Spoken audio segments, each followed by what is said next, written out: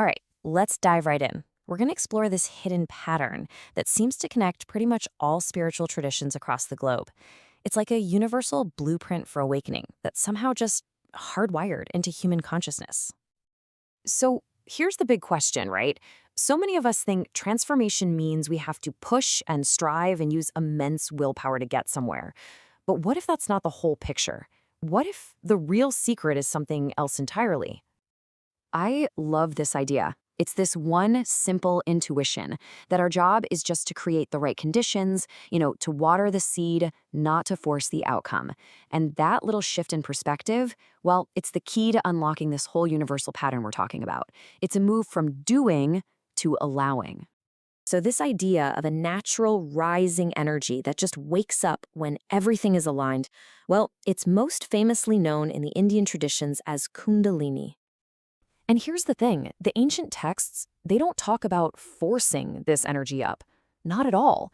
It's all about preparing the vessel, purifying the body and mind so that the energy can flow all on its own. It's about creating the right environment, not coercing a result. Okay, now this is where it gets really, really interesting. Ancient cultures, totally separated by thousands of miles and thousands of years, they all created these maps of our inner world. And when you put them side by side, wow, the similarity is just stunning. So in yoga, you've got this map of our internal energy system. They're called nadis. On the left, you have Ida, which is lunar, feminine, and cooling. On the right, Pingala, that's solar, masculine, and heating. The whole goal is to bring these two into balance so that the life force can rise right up the central channel, the Sushumna. And bam, look at this. This just perfectly illustrates the connection. Take a look at the ancient Greek caduceus, the staff of Hermes. You've got two serpents, these two dual forces, wrapped around a central staff, which is the axis of balance. And at the top, wings of transcendence. I mean, come on. It's the same map. This pattern of sun-moon duality isn't just an Eastern thing either. Western alchemy is built on the exact same symbolism. You have Sol, the sun, the masculine principle, that's Pingala. And you have Luna, the moon, the feminine principle, which is Ida. It's a perfect match. And the goal? Well, it's identical. In alchemy, the result is called the rebus. It's this perfected whole being that has united these inner opposites. And that is exactly the same goal as energy rising through the central Sushumna channel in yoga once Ida and Pingala are brought into balance. And it just keeps going. This is not a coincidence. The Kabbalistic tree of life maps out the very same threefold structure. You have a right pillar of mercy, masculine, expansive, a left pillar of severity, feminine, receptive, and the path of ascent, the path of balance, it's the central pillar of mildness. It's the Sushumna all over again. Okay, so if this central path of awakening exists inside all of us, what's blocking it, right? Why doesn't this energy just flow freely for everyone? Well, the block isn't something physical. In yoga, they're called granthis, or knots. But they aren't knots in your muscles, they're knots of egoic attachment. They're our deep identification with our body, with our emotions, with our thoughts, that feeling of being a separate, isolated me. So, to untie these knots, every single tradition talks about this necessary stage of dissolution. And alchemy has this fantastic kind of dark name for it, nigredo, the blackening. It's the process of breaking down the raw material, the ego, before it can be turned into spiritual gold. You have to dissolve before you can be reformed.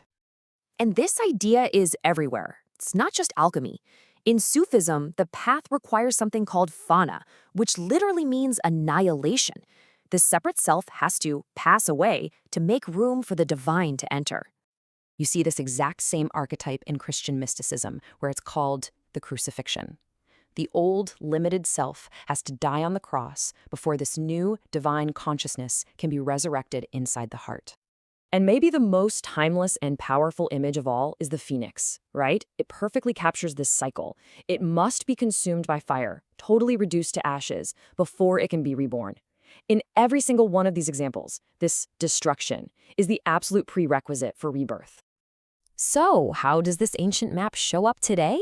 Well, it's still being described all the time, just in the modern language of psychology and spirituality. The symbols may have changed a bit. We've maybe swapped serpents and suns for psychological terms, but the core process, that has remained identical. The language has evolved, but the journey hasn't changed one bit. This table is kind of like a Rosetta Stone for transformation. It shows you that it doesn't matter what tradition you're looking at or what language it uses, the fundamental journey is always the same. You identify the block, you embrace the process of letting that block go, and you awaken to a much bigger reality. And you see this everywhere today. Thinkers like Gurdjieff, who talked about weakening the mechanical self, or Eckhart Tolle, who talks about dissolving the pain body, or even A Course in Miracles, with its focus on undoing the ego. They are all describing the exact same essential movement, letting go of a false, limited identity to realize a deeper, more authentic way of being. So, at the end of the day, the fact that this pattern keeps showing up raises a really profound question, doesn't it? If the same map for transformation appears in ancient India, ancient Greece, medieval Europe, and in modern psychology, it suggests this isn't just a bunch of cool myths.